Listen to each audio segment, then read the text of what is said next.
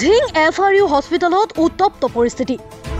FRU উপ অধীক্ষক doctor মুকুট বৰাক ঘেৰাও কৰি উত্তপ্ত পৰিস্থিতিৰ সৃষ্টি কৰে দল সংগঠনৰ লগতে নাৰী সমাজে। FRUৰ এগৰাকী কৰ্তব্যৰত নাৰ্ছক ডিঙিত ধৰি চুচৰাই গতিয়াই দিয়া ঘটনাক লৈ সৃষ্টি হয় এই উত্তপ্ত পৰিস্থিতি। বিগত এমাহ ধৰি জিলা প্ৰশাসনৰ লগতে স্বাস্থ্য বিভাগে বিতৰ্কিত উপ অধীক্ষক ডক্টৰ মুকুট বৰাৰ বিৰুদ্ধে কোনো ব্যৱস্থা গ্ৰহণ নকৰাক লৈ ক্ষুব্ধ হৈ পৰিছে ঢিং দল সংগঠনৰ লগতে মহিলা সমাজ। ঘটনাস্থলীত ঢিং আৰক্ষী অধীক্ষক উপস্থিত হৈ পৰিস্থিতি নিয়ন্ত্ৰণৰ চেষ্টা কৰে। মই ন্যায় পাম বুলি নাভাবোঁ। এতিয়া যিমান দূৰ মানে বুজি পাইছোঁ, এতিয়া ন্যায় কেতিয়াও পোৱা নাযাব, এনেকৈ কেতিয়াও পোৱা নাযাব। এতিয়া সেইদিনাখন মোক ডিঙিত ধৰাৰ পিছত পুলিচ থানাত মই এজাহাৰ দিয়াৰ পিছত প্ৰশাসন আহিছে, মোক লৈ আহিছে, কিন্তু তেখেতক কেতিয়াও মানে জেৰা দিয়া নাই, কেতিয়াও দিয়া নাই। কিন্তু এতিয়া আজি ইমানখিনি হৈ যোৱাৰ পিছত আমি যেতিয়া সুধিলোঁ যে সেইটো কথা মিছা বুলি কৈছে, আমি CCTV ফুটেজ মিছা বুলি কৈছে, চব মিছা।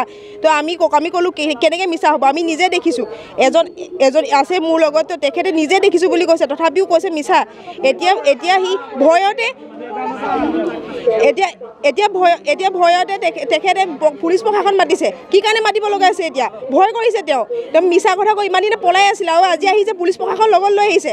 আৰু পুলিচ প্ৰশাসন কি কৰিলে? মোৰ ইমানখিনি হৈ যোৱাৰ পিছত জেৰা নকৰি পিনে এতিয়া তেখেতক কিয় লগ দিব আহিছে? মোক সেইটো লাগে, প্ৰটেকশ্যন কিয় দিব লাগিছে? সিহঁতে যদি মোৰ কথাটো যদি সিহঁতে লুকুৱাই ৰাখিছে, এইটো কিয় আকৌ ফোন কৰে লগাই লৈ কিয় আহি পাইছে সিহঁতে? মানে আমি সৰু মানুহ কাৰণে আমি একো কৰিব নোৱাৰোঁ, তেখেত ডাঙৰ হয় তো কিবা এটা দি দিলে আৰু আহি গ'ল সিমানে। মেনেজ কৰি ৰাখিছে, কাৰণ ফোন কৰাৰ লগে লগে আহিছে। তো তেখেতে যিমানটো চেলেঞ্জ কৰিছে, তো চেলেঞ্জৰ ওপৰতে গুচি গৈছে, কাৰণ পুলিচ প্ৰশাসনে নিজৰ মতে কাম কৰা নাই, তেখেতৰ মতে কাম কৰিছে। বস্তু কৰিছে চাওক, আজিয়ে নহয়, ঢিংবাসী ৰাইজে ইমান সহজে হাৰ নামানে। আজি দেখিছে এমাহ পাৰ হৈ গ'ল, কিন্তু ঢিঙৰ মানুহ ৰখি থকা নাই।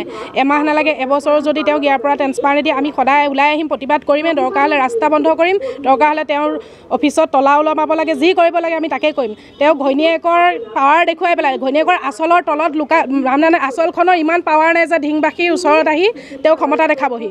গতিকে মুকুট বৰাক মই আপোনালোকৰ চেনেলৰ যোগেদিয়ে জনাই দিব বিচাৰিছোঁ যে তেওঁ বহুত বেয়া কাম কৰিছে, এই কামৰ কোনো মানে ক্ষমা নাই। গতিকে মুকুট বৰাই ঢিঙৰ পৰা যিকোনো পৰিস্থিতিত ওলাই যাবলৈ বাধ্য হ'ব লাগিব। আমি তেখেতক বাধ্য কৰামেই, যেনেকেই নহওক এদিন হ'লেও বাধ্য কৰামেই।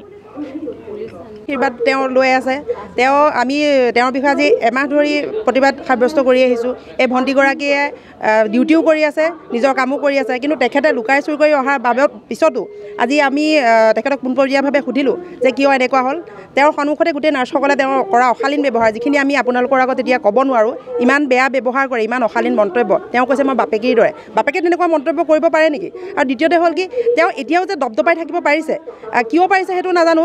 ডক্টৰ হিমন্ত বিশ্ব শৰ্মা ডাঙৰীয়াই কি বেটী বচাও বেটী পঢ়াও কৈ থাকে, কিন্তু যদি আমাৰ ছোৱালী এগৰাকী কৰ্তব্যৰত অৱস্থাত যদি সুৰক্ষিত নহয়, আমি যদি নাৰীসকল যদি আজি ৰাজপথত 2-3 দিন আহিও আমি ন্যায় বিচাৰি নাপাওঁ, তেতিয়াহ'লে এইটো কেনেকুৱা বেটী বচাও বেটী পঢ়াও হ'ব? এতিয়া তেনেকুৱা কথা নহয়। আৰু তেওঁ কোনে প্ৰটেকশ্যন দিছে নাজানো, কিন্তু আমি এই যে নাৰীসকল ওলাই আহিলোঁ, আমি কিন্তু সহজতে এৰি নিদিম। তেওঁ আমাৰ লগত চেলেঞ্জ কৰিছে, তেওঁ নাৰী সুৰক্ষা সমিতি বা নাৰীসকলৰ লগত চেলেঞ্জ কৰিছে যে নাৰীয়ে খুৱাব নেকি? গতিকে এনেকুৱা কথা নহয়, নাৰী যেতিয়া জাগিছে জাগিবই। ইয়াৰ আগতো আমি প্ৰতিবাদ সাব্যস্ত কৰিছোঁ, গোটেই অসম জাগিছে, আৰু এইগৰাকী ছোৱালীক লৈ আমি কেতিয়াও এৰি নিদিম। তেওঁ সৰু নহয়, কিন্তু এগৰাকী নাৰ্ছ হিচাপে তেওঁক যদি সৰু কৰ্ম এটা কৰি আছে বুলি মানে ভাবিছে, তেখেত ডাঙৰ এটা পদত আছে, তেওঁ এটা সৰু কৰ্ম কৰি আছে, তেনেকৈ ভাবিলে নহ'ব। আচলতে বাই ভনী আমাৰ সৰু ডাঙৰ কৰ্ম বুলি নহয়, আমি নাৰীৰ কাৰণে সদায় থাকিম, আমাৰ কাৰণে আমি নিজেই লাগিব। এতিয়াতো বুজি পাইছোঁ কোনো পুলিচ প্ৰশাসনে আমাক কোনো সহায় নকৰে, কাৰণ তেওঁ আজি ফোন এটা কৰোঁতে প্ৰটেকশ্যনলৈ আহিল, কিন্তু আমি কথা পাতিবলৈ গ'লে তেওঁলোকে হেমাহি কৰি থাকে। আৰু আজি এমাহ পাৰ হৈ গ'ল, তেখেতক সুৰক্ষাহে দি আছে মুকুট বৰাক। গতিকে আমি মুকুট বৰাক ঢিঙত নিবিচাৰোঁ। আজি আমি তেওঁক সকীয়াই আহিছোঁ, তেওঁ ঢিং এৰিব লাগিব। আমি ঢিঙত তেওঁ নিবিচাৰোঁ, গতিকে তেওঁ ঢিং এৰি যাবলৈ বাধ্য হ'বই লাগিব। নিশ্চয়কৈ তেওঁ যে নিৰ্লজ্জ ব্যক্তি। দল সংগঠনে ইমান প্ৰতিবাদ কৰাৰ পিছত তেওঁ আহিছে, তেওঁ নীলাজ ব্যক্তিৰ কাৰণে ইয়াত আহিছে। আৰু আমি বীৰ লাচিত খানে অসমে এটাই কথা ক'ব বিচাৰোঁ, প্ৰত্যাহ্বান তেওঁ আমাক দিছে, জাতীয় দল সংগঠনক তেওঁ প্ৰত্যাহ্বান দিছে, কৈছে জাতীয় দল সংগঠনে মোক একো কৰিব নোৱাৰে। তেওঁকো আমি ইয়াৰ পৰা সকীয়াই দিছোঁ। তেওঁ দ্বিতীয় দিন যদি ইয়াত ভৰি দিয়ে, তেওঁ আৰু তীব্ৰ প্ৰত্যাহ্বানৰ সন্মুখীন হ'ব বীৰ লাচিত খানে অসমে, আমি সেইটোৱে কৈছোঁ। আৰু দ্বিতীয় দিন তেওঁক কৈ আছোঁ মুকুট বৰাক ইয়াত নালাগে। আৰু মুকুট বৰা যদি সুস্থ মানসিকতা ব্যক্তি, তেওঁ সুস্থ মানসিকতা ব্যক্তি নহয়। আৰু মই ভাবোঁ তেওঁ মানসিকভাৱে সুস্থ মানুহ নহয়, তেওঁ সেইটো কাৰণে এইখিনি কাম কৰিবলৈ আহিছে। তেওঁ নিৰ্লজ্জ ব্যক্তি আৰু তেওঁ সেইটো কাৰণে আহি আকৌ ইয়াত আহিছে নীলাজৰ নিচিনাকৈ। অতখিনি প্ৰতিবাদ কৰাৰ পিছত তেওঁ আহিছে, নিশ্চয় তেওঁ নীলাজ মানুহ আৰু তেওঁক ইয়াত নালাগে।